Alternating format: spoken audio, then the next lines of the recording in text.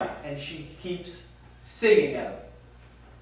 So there's one guy looks together and said, "Let's get out of here. These are a bunch of Jesus freaks." And they run away. So I don't think there's a one-size-fits-all answer for this, but I think if we break our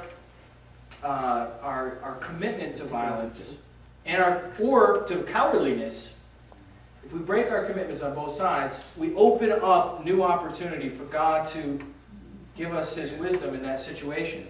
And if we perish, we perish. The church has lost her understanding of what an honor it is to suffer for Christ. And to in the old days, to die for the faith was the highest honor. Origen, as a teenager, went to die with his dad, but his mom hid his clothes and he couldn't get out of the house. Sorry. Any other questions? So what was your answer to that question? Trust God. Okay, your wife's being attacked and you're just going to stand there and trust God? Was that No, I'm not going to stand there. I don't believe in standing still. I didn't hear the answer to that question. Okay, the answer is there's a different circumstance. There's a different set of circumstances in every situation. Right. And so the goal is to, first of all, you've got to love your family. All right, abandoning the family is not an option.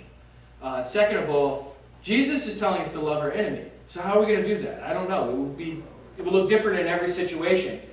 But I think you confront him nonviolently, turn the cheek, do this other stuff, and see what happens. I will say this: there's not any attacker that's going to touch my wife or family with me still being alive. I can tell you that much. But I'm not going to take my gun out from underneath my pillow and blow his head off either. You know what I mean? So I don't really have a one-size-fits-all answer, but I do have a Bible filled with stories of God who delivered His people when they were in terrible situations. Like Gideon, 300 soldiers who were instructed to surround the camp of 135,000 Midianites, make a lot of noise, blow a trumpet, and light a torch to show them where they are. That's stupid. But it worked. And the Midianites killed each other. So I don't have a one-size-fits-all answer for that. And, if that's your sticking point, there are plenty of people that believe in nonviolence, but they would use violence to defend their family.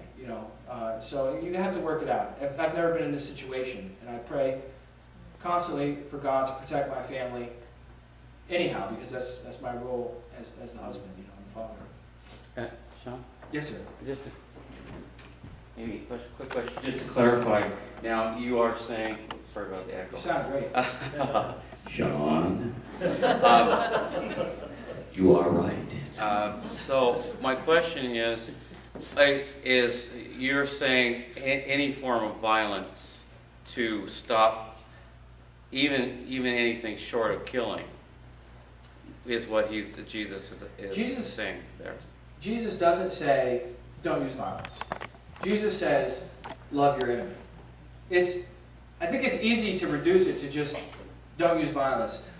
But I think what he's really saying to do is love your enemy. And that's an affirmative statement. It's not a negative statement. And it has different looks to it in every different situation. Just like how I love my son would look different depending on what he's up to. Right? So, I'm not going to exclude restraining the person or wrestling them to the ground or something like that. I think you have a problem once you blow his head off, though. Because that's certainly not loving. Love is not rude, and that would be rude. 1 Corinthians 13 is our standard for love, right? I think there's a whole range of possibilities that are available. I wouldn't exclude anything from that short of actually killing the person, because that is certainly a hateful thing to do. Sean, could you comment on this? It struck me as interesting way back when I was at Bethany Seminary, where this fine institution sent me. And I would like to think that God was in this too, because these were very much pacifist people, conscientious objective people, rightly or wrongly. But they worked at this doctrine. I wrote a paper that's at my site called "Church Suicide Must Stop." So one of the critical issues here has been Christians killing each other in war. That doesn't make a lot of sense, actually. And therefore, it's also interesting that in the denominations, the clergy do not bear arms. You ever thought of that? Why? What are we saying there? We don't like the idea of Lutheran pastor in England killing the Lutheran pastor in Germany, do we? Wait a minute. I thought we were all at the level. Is there a clergy, it's okay for you laity to kill each other, but not the clergy. we're saying something even in this system that suggests that we're not entirely happy with the slaughter of Christians. That was the bottom line. In the 3rd century, when Origen responded to Celsus, who was saying Christians are non-patriotic and you're not fighting for the emperor, you're not joining the military, what's wrong with you? Origen's response was, Celsus, your priests, right, that serve your gods, do they fight in the military? No, of course not. They need to keep their hands unstained so they can offer sacrifices to your gods. I mean, you recognize this, Celsus. That was his argument. He said, as Christians, we're all priests.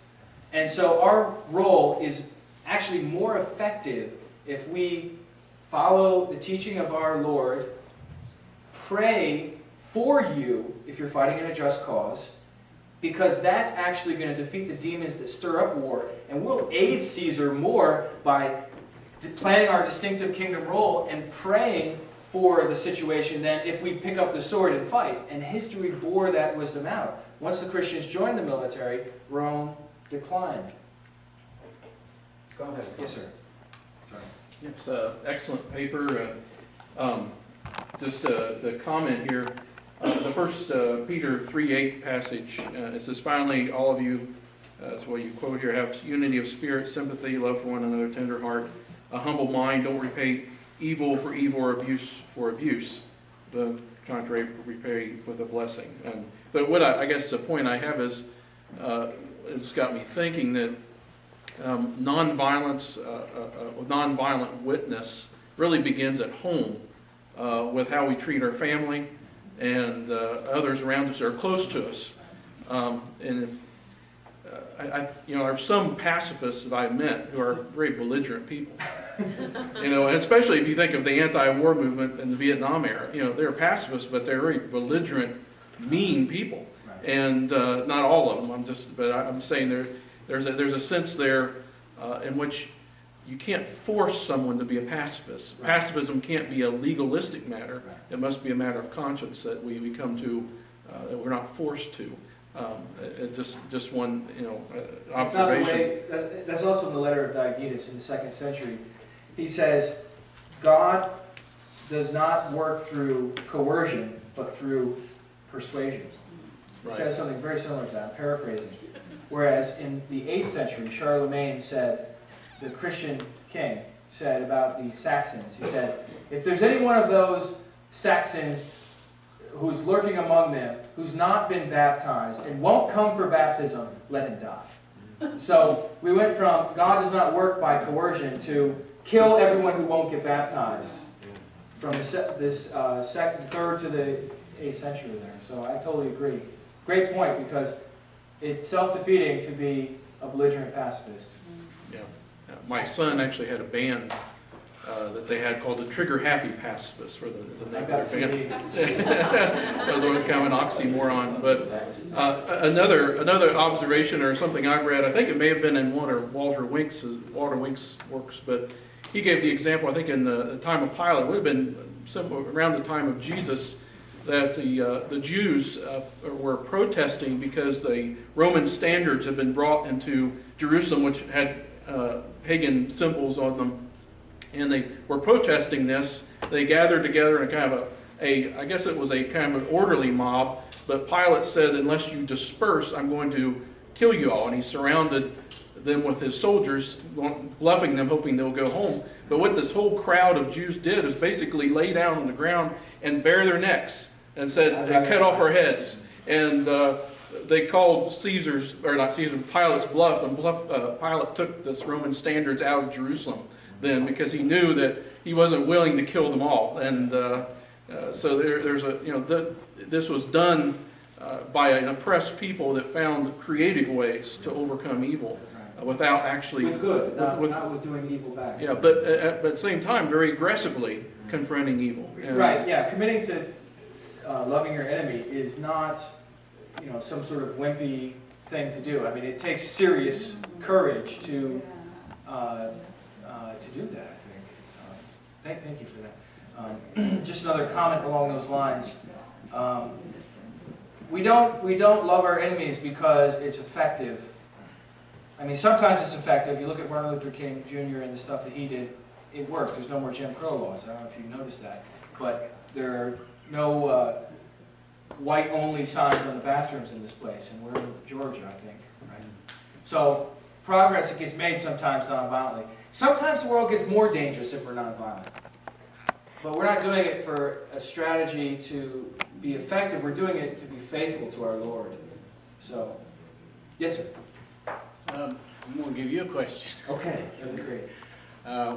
Why did Peter have a sword? What was he doing with a sword?